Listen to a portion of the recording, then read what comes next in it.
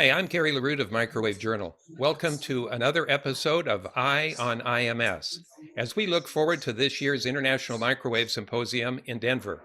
In this episode, we have the opportunity to speak with Kate Remley and Dylan Williams, the Technical Program Committee Chairs for the conference. Thank you both for joining me today. Thank you, Gary. Yes, thank you. Let's start off a little bit with your background. You both, I understand, work at the National Institute of Standards and Technology. That's right. We both work in the microwave field. I work on wafer measurements, and Kate works on... Yeah, I work on measurements for wireless systems. So over-the-air test and calibrations and things like that. So we're both big users of instrumentation and calibrations and developing measurement science.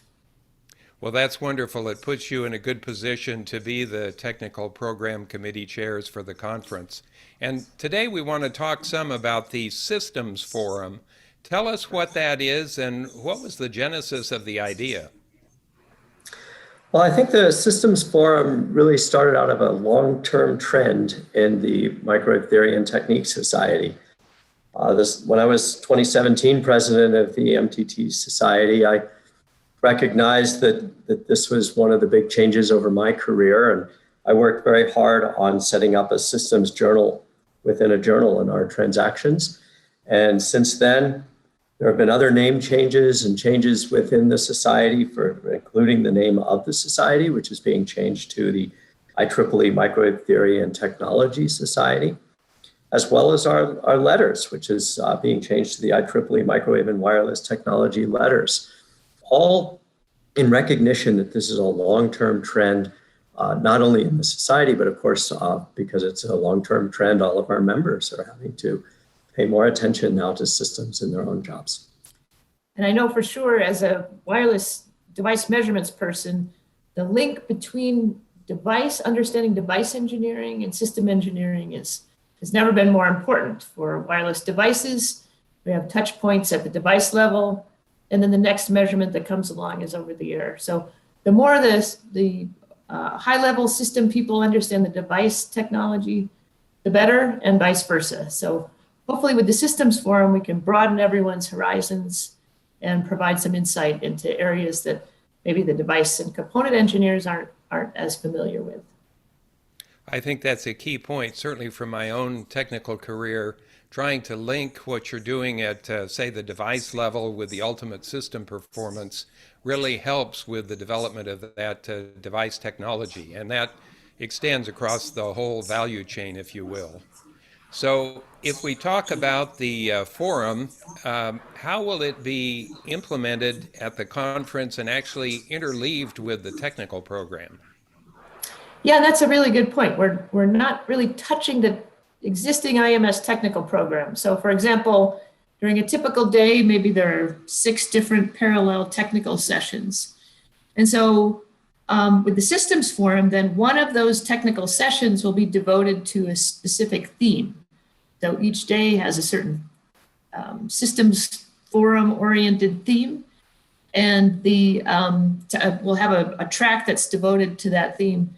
And then there'll be some sort of special events. So we'll have focus sessions, panel sessions that are dedicated to that thematic area. There'll be receptions. And we're also thinking of having mini keynote speakers on this technical topic as well. So it's more of an overlay rather than a separate conference within a conference or something like that. And have you defined the themes at this point? And can you tell us what those are and how they were chosen? Yeah, we have defined the themes, and we started with the very successful 5G Summit, which has sort of morphed into the Connected Future Summit. And that was really a systems level look at microwaves and wireless. So it fit very well within our notion of the Systems Forum and served as a basis and kind of a model for how to develop the Systems Forum. So we followed that on by adding the Quantum Systems Day. And that's actually going to run concurrently with the Connected Futures Summit. And this is really a look at quantum applications that require actually very complicated microwave systems to make them run. And I think that's something that a lot of microwave engineers actually didn't understand until a couple of years ago, that what we were doing in microwaves was actually absolutely critical to the quantum systems, to controlling qubits, to changing their states, and to reading out qubits, that kind of thing. We've also have on Wednesday the Radar and Aerospace Systems Day. And of course, this is an incredibly important application for microwave systems and components and devices, and always has been, and I think always will be, both in commercial and military applications. And then Thursday will be the Phased Array and OTA Applications Day. And of course, that links very, very tightly with the wireless systems that are being developed commercially. So we think that this is going to cover a lot of the microwave systems needs in our own community, and we're very much looking forward to seeing how this program works out. Well, it sounds like a wonderful lineup of very relevant topics, and it's sort of self-evident, but I'll ask you again, for someone attending IMS, why should they pay attention to the Systems Forum? What are the benefits? Attendees are all dealing with system issues, and to a greater and greater extent. So I think to them, it's going to seem very natural. They're going to see this as something that is answering their current needs better than I hope what we've been doing in the past, and will be providing the kind of discussion about systems issues that they need to engage in their everyday jobs. And then we're also hoping to attract sort of a new audience. So systems level engineers who perhaps have not attended IMS in the past may find something that they find very interesting related to the Systems Forum.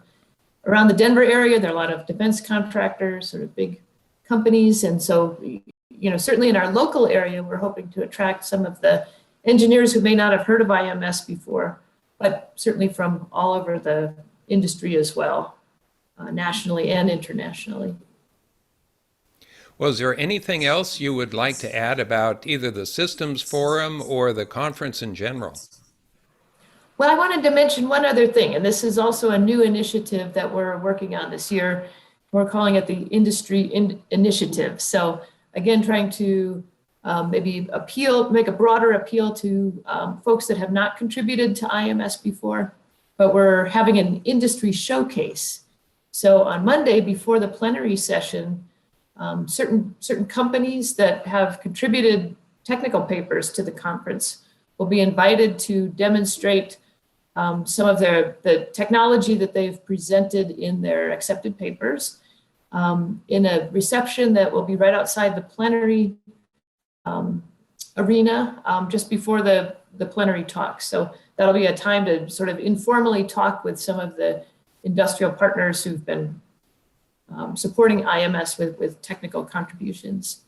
And then along a similar theme, we're having hardware demonstrations. So industries that have, again, submitted papers to the IMS and are presenting in the interactive forum, the poster session, some of them will be invited to demonstrate the hardware that's the focus of their technical paper. And then sort of a fun little thing that we're going to try at the interactive forum is companies that are presenting poster papers will be invited to hand out coupons, little chits that attendees can then take to the booth on the exhibit floor to turn in for a prize, some sort of a special, almost like a treasure hunt or something, but turn in for a special prize at on the exhibition floor. So these are just some of the fun things that we're exploring or giving a try this year at the Systems Forum. Well, that's great. That sounds like some good ideas. Thank you both for sharing this information about a couple interesting dimensions of the upcoming IMS in Denver, scheduled for June 19th through the 24th. I'm really looking forward to getting out there. And to our viewers, watch for future Eye on IMS episodes that will be sharing the plans and preparations for the 2022 International Microwave Symposium. And registration will open in February, so watch for that. Thanks for watching.